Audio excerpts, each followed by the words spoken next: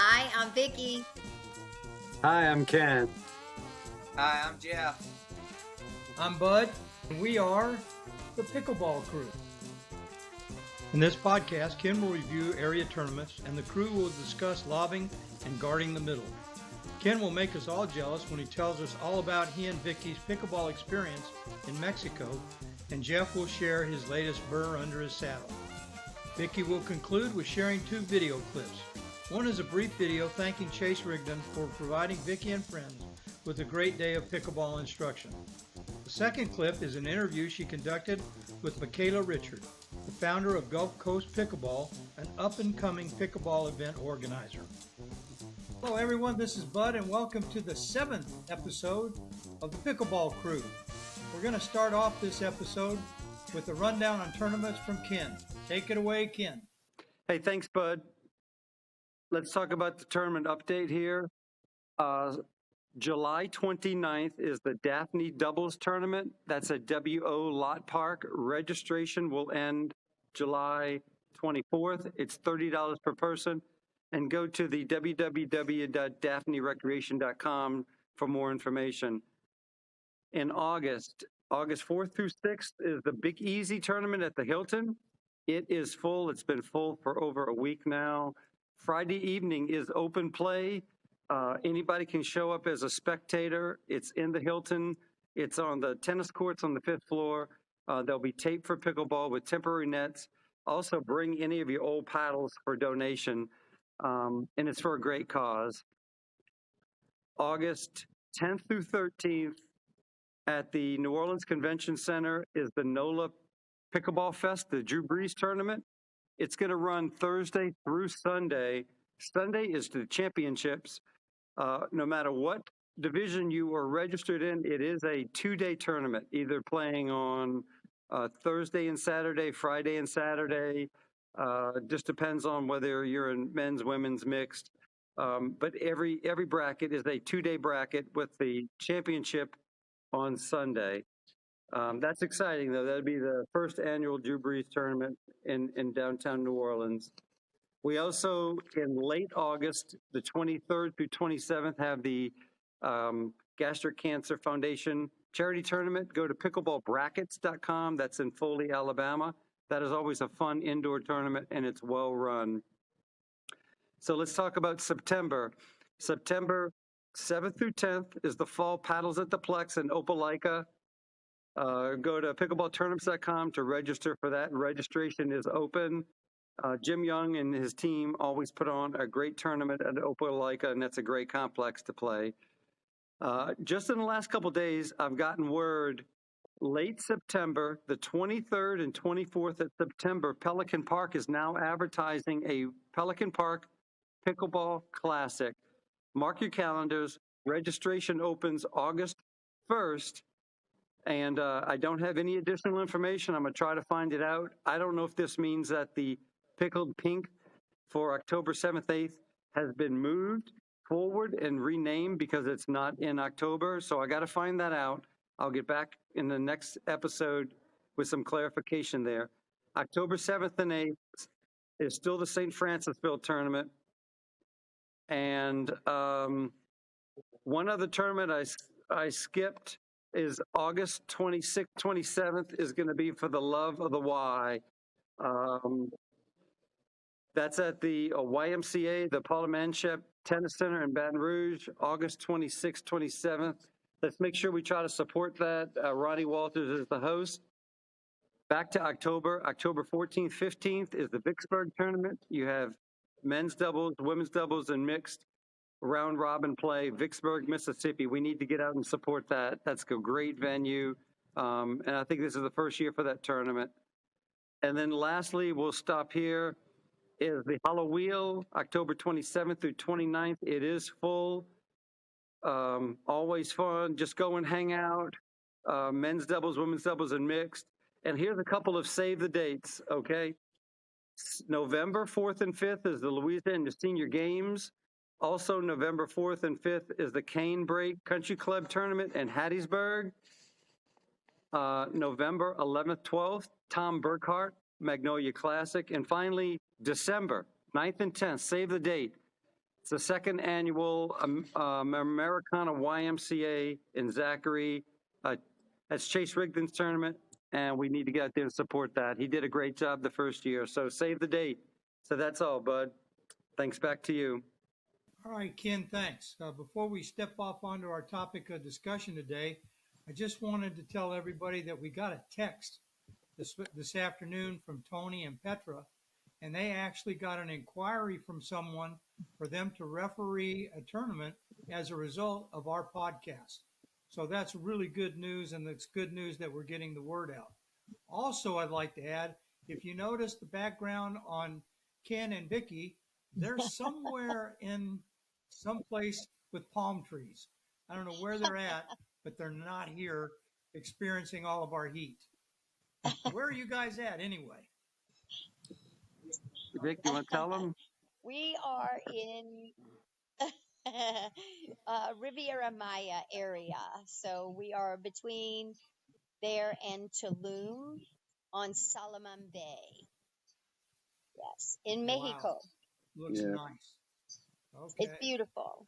Thank you. All right. Well, let's jump into our topic of discussion. Jeff wants to get us started and talk about lobbing. Good deal. Thanks, Bud.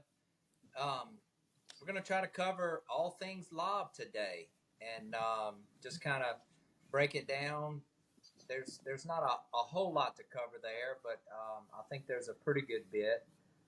So the first thing I'd like to talk about is options of what to do when you're running down a lob.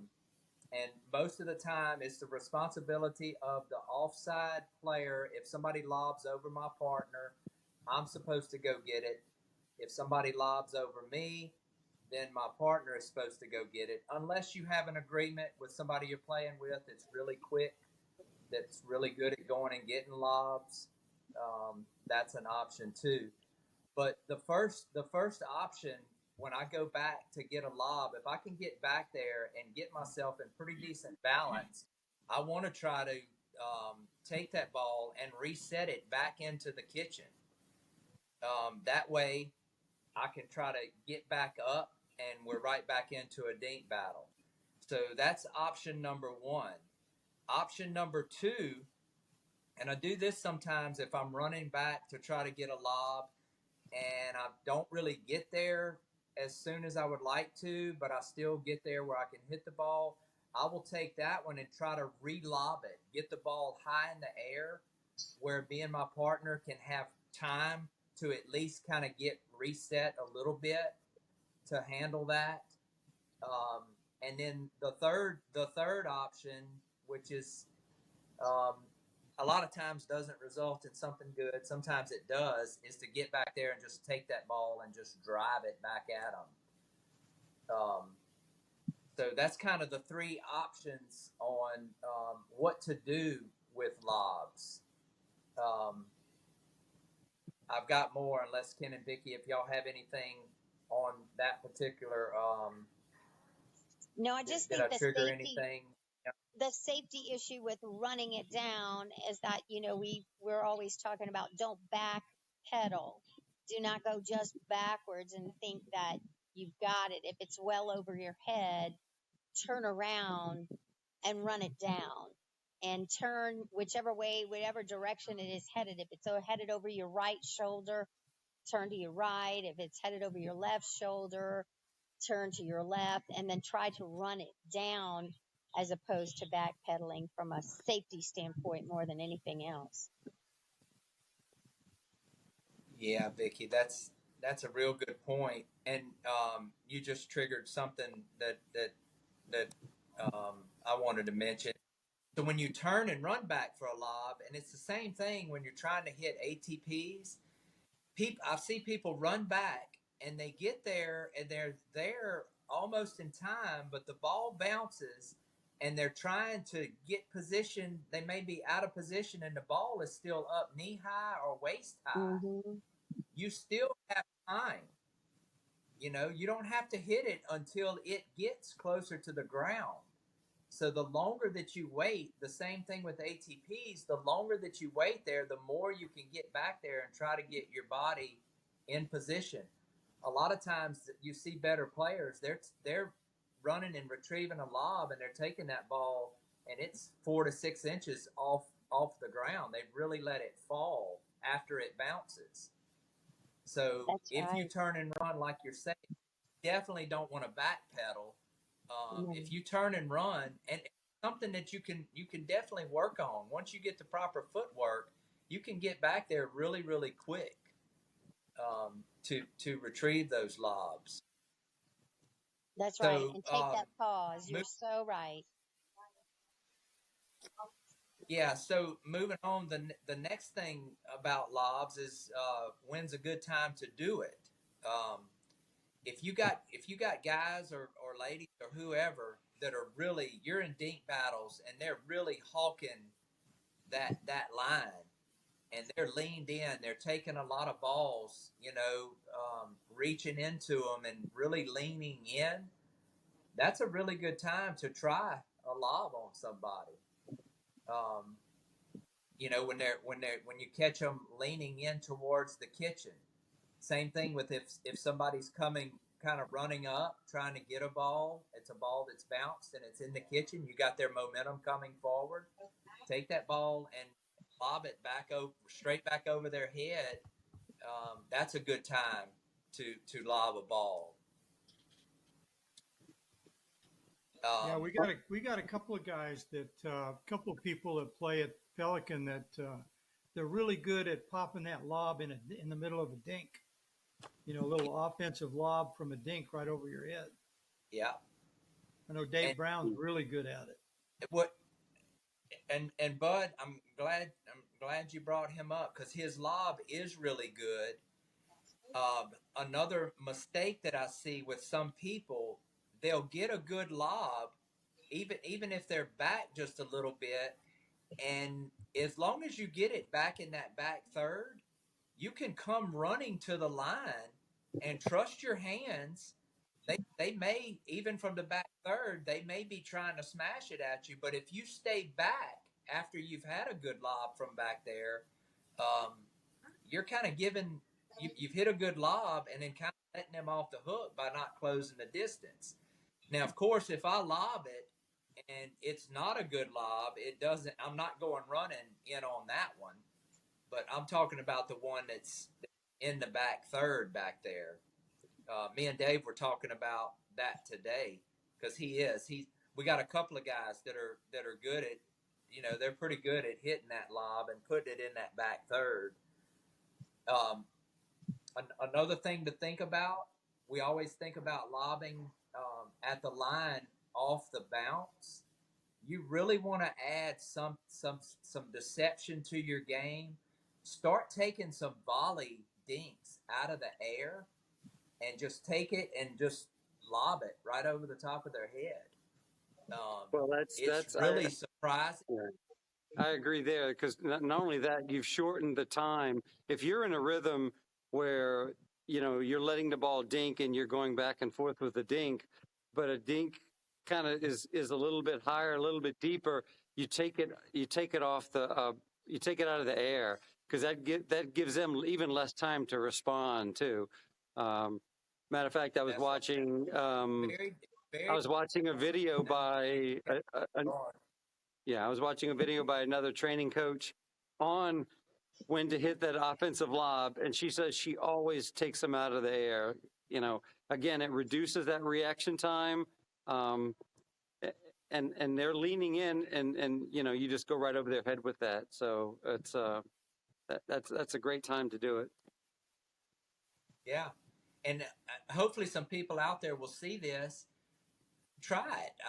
I try in rec games. I usually throw up at least one lob a game just for the heck of it at some point. I like to do it sometimes when things aren't going well and we're trying to, we're stuck on 0 or 2 or whatever. But just try it. Some people out there that maybe haven't thought about this, they're scared to try it. It's a rec game. Give it a shot. I know I've been lately, I've been working on a top spin lob. Yeah. And it's been working for me. And I like to use it, on a good deep, when somebody hits me a deep return, and I can hit that top spin lob, and it looks like it's going to go out, but it doesn't. It just kind of goes up in the air and then dips right back down. But that's the one lob that I hate retrieving because I'm serious. If you don't read that well, when it hits, Jason Turner's really good at it. He can hit a top spin lob, and when it hits, it just digs and takes off away from you. So yeah, that's a really good point. And then don't forget about this. And I'm not saying make this a habit, but you can throw this in there, and sometimes it's really good. You serve to player A, and player A returns the ball. They are coming running to the kitchen line. Okay? After they return that ball, their momentum is coming forward.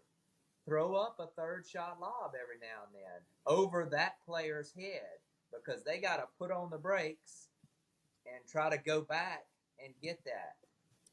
I've seen that be very, very effective. Third shot lob. Yeah, that's when I try to use that top spin lob. Usually is on a third shot when I'm getting a good. I serve or my partner serves, and we get a good deep return back at us. Then I like to try to hit. Sometimes I like to hit that top spin lob, Yeah, especially if it's somebody charging the net. right, exactly, because they got to stop their momentum. And Vicki, you could probably speak to this. Anybody out there, if you're having trouble with retrieving lobs or something, you need to add it into your drilling package. No doubt. Something that we can work on. No doubt. It's doing them and defending them. I used to think the third Yes, shot yes, drop was the hardest shot, but now I'm starting to believe a really good strategic lob might be. And hitting those corners, it's really tough. It's not easy to do. Accuracy becomes a big deal with those. You don't want them too short so that you're, eating the ball back, and you got to make sure to get it over their heads. I mean, it is a big deal. It's a great strategic move if right. you do it well, but it is something that you absolutely have to practice. Um, some people No who are doubt. coming from a tennis background might take to it very easily, and others are going to need to practice a whole lot more. And that's myself. Yep. You just made me think of, yeah, you just made me think of another point. My favorite time to try to lob is when I've got that a stiff wind or a wind in my face, because you can just kind of throw it up anywhere towards that back line and let the wind kind of blow it back into the court. Every now and then I try a bonehead play when I've got the wind at my back, and it just flies to the back fence, and Right. then right after that was dumb.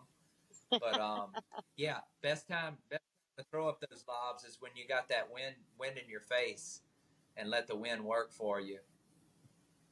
As far as running down a So lob, what we were talking about earlier, if I can get ahead of the ball, I like to, more times than not, try a drop shot back into the kitchen.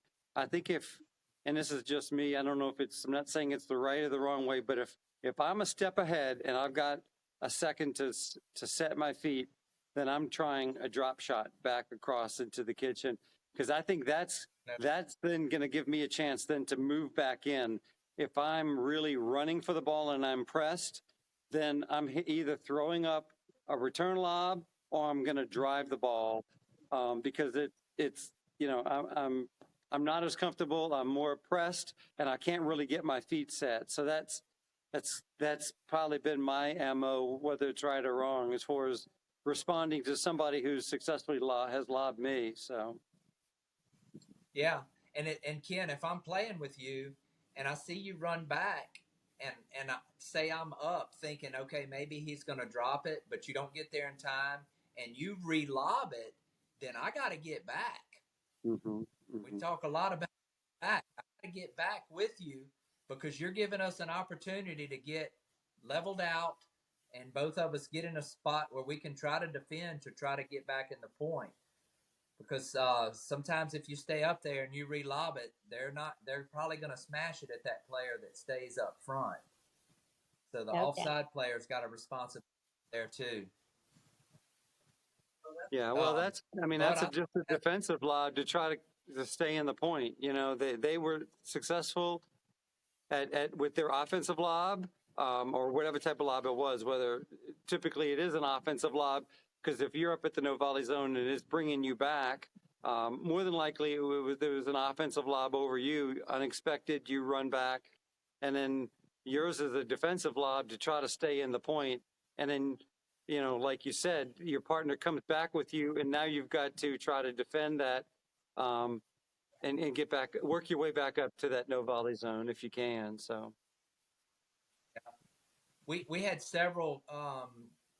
There were several points that I played in today where we ended up on the back line, and me and the player that I was playing beside, we just kept throwing it up.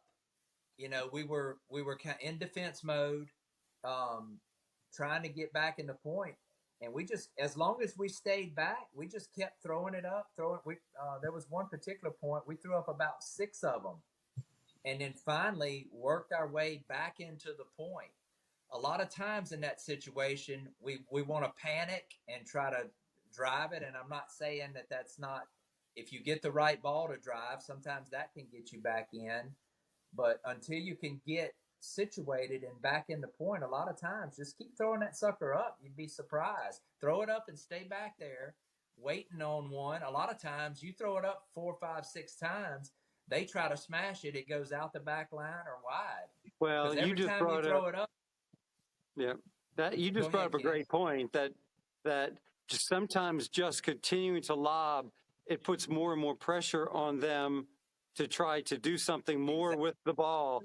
You know who's a great example of that is John Priola. John Priola will continue to get your overheads back and you feel like you've got to hit the ball harder sometimes or angle it even further out. So you have to do more with it. Yeah. And you end up making the mistake because he just keeps the ball back in play with a defensive lob over and over again. So he does a great job with that. I'm gonna tell you, I just thought, Vicki, we might be able to incorporate that into a drill where 2 players at the net, 2 players back, the players at the net hit the ball down, and then the players back have to hit at least 3 up in the air, and then after that, see if they can fight their way back into the point. Yeah, I think that might be great. a good drill. Absolutely. Yeah. I think that would you know, be Jeff, a great little workout.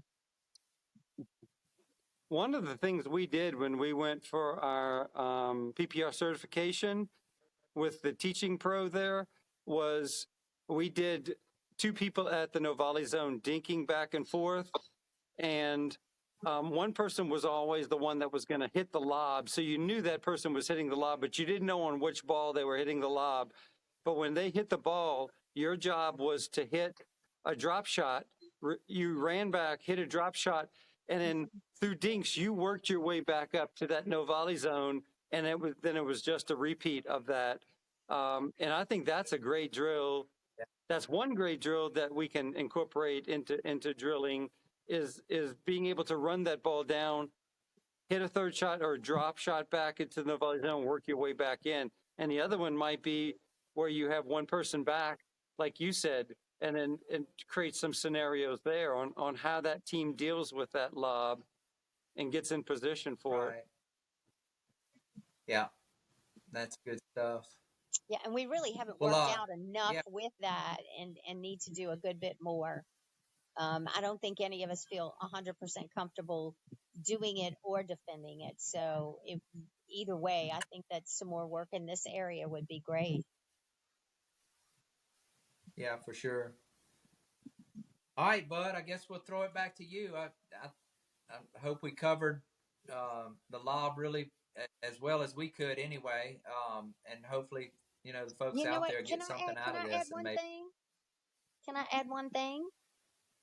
and that's reading the Yeah, paddle. come on with it, Vic. Reading the paddle, and and start to recognize when it's coming, and ahead of time, so that you can then prepare yourself to move. Because I think most of us are taken off guard with it, and it takes that minute for you to respond, and you don't have that time. So I think beginning to understand and read your opponent when they're getting ready to do it would be a really nice thing to start paying close attention to. No, I was just saying, if they have success on one lob over you, you might want to expect and try to anticipate they might try it again. Because if they see that you and your teammate do not handle it well, a smart team would keep trying that. I've been in a couple of tournament situations where there was one, I forget what tournament it is, but it was a mixed team, and I'm telling you, these people were really good at lobs. But he's making a great point, because I've been in that situation, and the frustration of it just shows. And it's like one of those times that you're showing your opponent that this is something we can't handle, and they're just going to keep coming back with more. Last Sunday, I went to that pickleball tournament at Pelican Park, and I wanted to really look. We've been concentrating on our drills lately of protecting the middle. So I really wanted to look and see if it was really that big a thing to do, and it is. I was amazed at how many winners went up the middle that could easily have been defended if either player had just taken a step more toward the middle. Yeah. That's a good point. It was amazing. It gave me and Larry Poole trouble in our first match. They got us down the middle a couple times. Yeah, it really is. I'm still trying to learn, when do you take that step? Where's the ball that you want to be the guy to take the step to the middle as opposed to your partner. So yeah. I'm still trying that's to work something that Chase worked on. I think you might want to even play a little tighter on that tee when you're both up at that no volley zone, and that creates almost an illusion of a gauntlet, a barricade. When you've got them both playing tight in the center like that, they're less apt to maybe even try. Right. Right. Yeah, because then when you make them go down the sides, you're bringing the sidelines into play.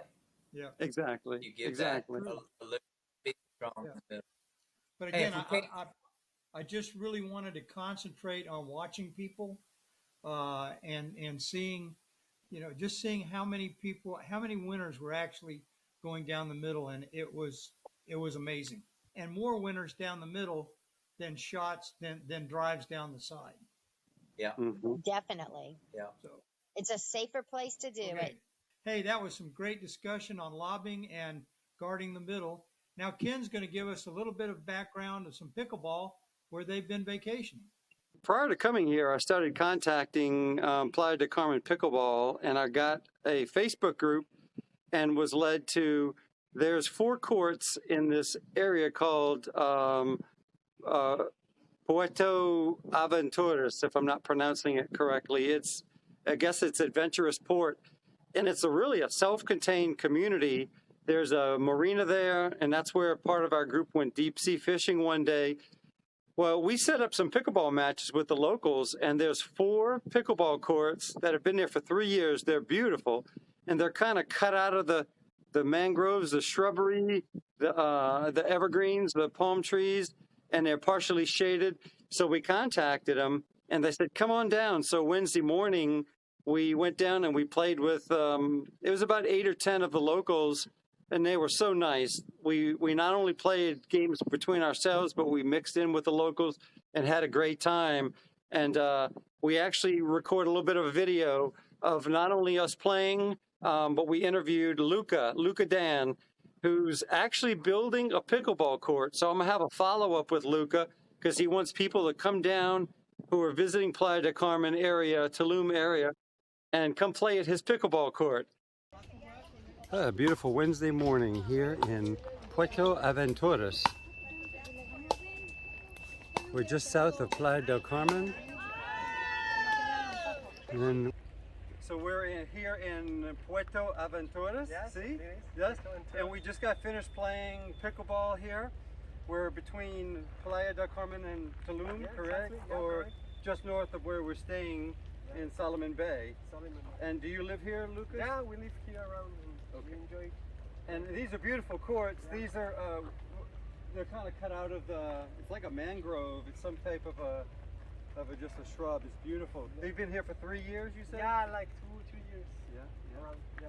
And so you're building a court up or down in Solomon Bay Yeah, as well? Krewe is like 5 minutes from there. So it's in the jungle, in a very nice spot for all the people that want to play pickleball and come to Riviera Maya. They can just visit us. That's Good. great. Good. And how long have you been playing? Like 3 months. 3 months, Yeah. man. You play good. But you You come play very well. you come from a tennis background, right? Yeah, when I was kid. Yeah. Did you play a lot of tennis? I see that. But you have a good game. Thanks. That's great. Great shots, yes. Thank you. So You is guys this where play- you play most of the time? Yeah, we play here every day. Right.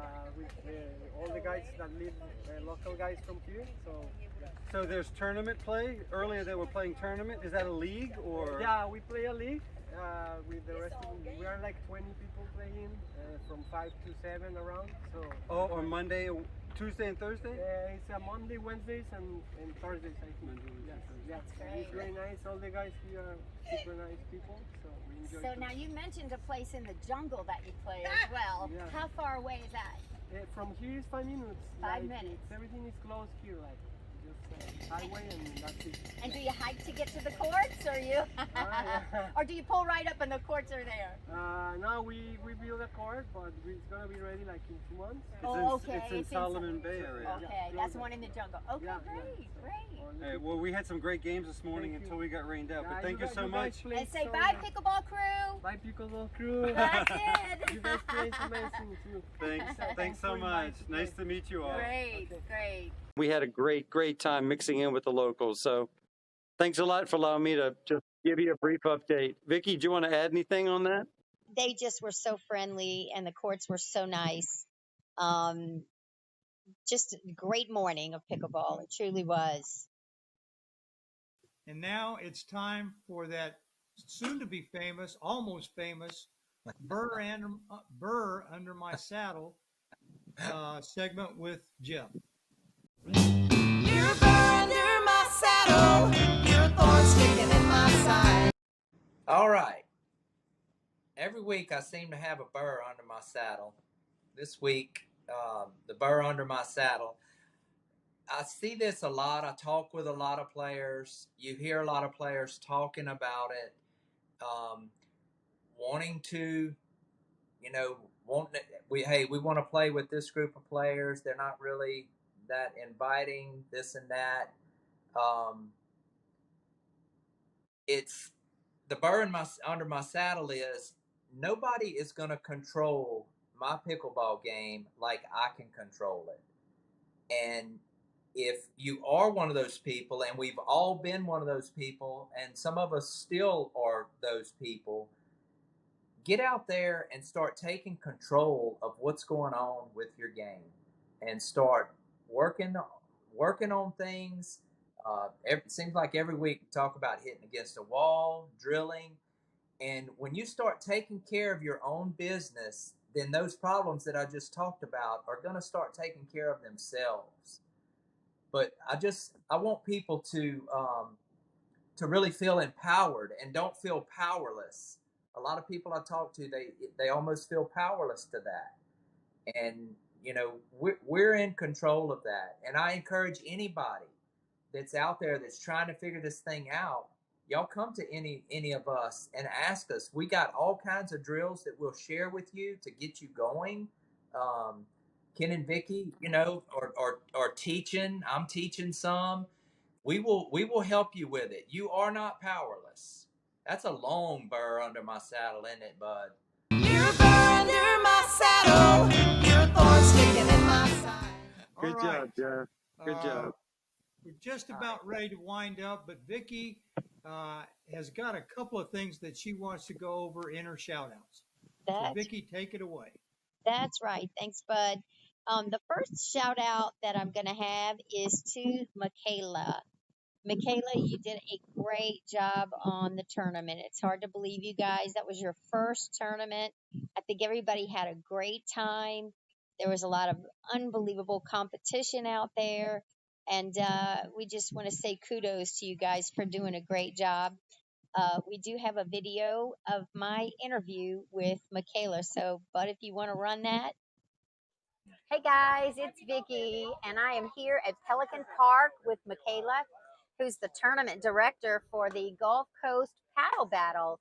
And we're so excited to have you here today with your tournament. I'm excited to have everybody here today. That's right. We've actually had a great turnout for the day. We have mixed doubles going on right now. The men's doubles and ladies doubles is complete, right? Yes. How many people actually registered for the tournament?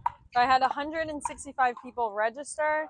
And then total registrations, which includes people playing in the morning and the evenings, was a little over 210. Wow, that's great. That's great. And so far, how are you finding it with the 8 courts here at Pelican Park? Is it working to your expectations? Yes, it's actually working better than I thought. I think the men's ran a little bit late this morning, but we're making do with it. It's 8 courts. Having 8 courts is awesome. Of course, I'd always love to have more, but it's working better than I thought it would. Good. That's great. That's great. Any challenges that you can think of that? Besides our one poor player who rolled his little ankle. No, we have one I feel so injury, bad for and we're so sorry for that. Actually, Yeah. he came. He's from out of town too, so we're extra sorry. Yeah. He's from Vicksburg, and we're wishing him well. He's actually got a swollen ankle at this moment. But anyway, was he registered for mix? Is a big question. He was not. He was not. So we're Thankfully. good. We're good on that one. So you are doing something a little bit different with this tournament. If you could tell us about it, with the winners then being in a raffle for paddles. How does that work? Yes, so all of our first place teams, whether it's 4.0 to 2.0, every team that places first will be entered into a raffle. And then the winner gets to take home 2 diadem edges, warrior edges, for That's one for them great. and one for their partner.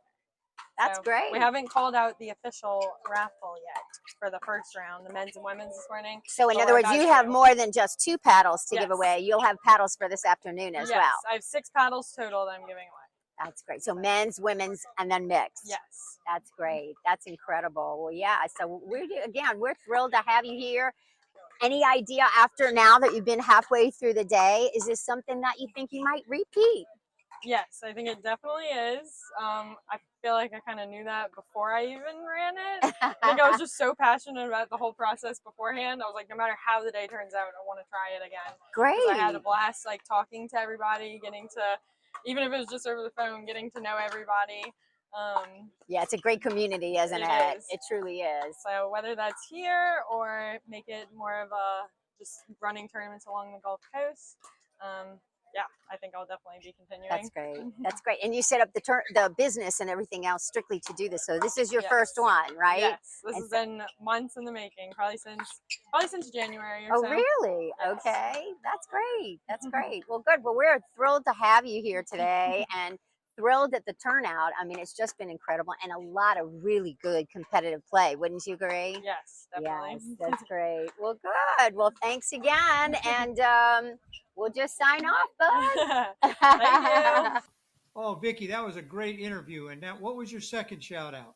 So my second shout out is to Chase Rigdon, who just does an amazing job.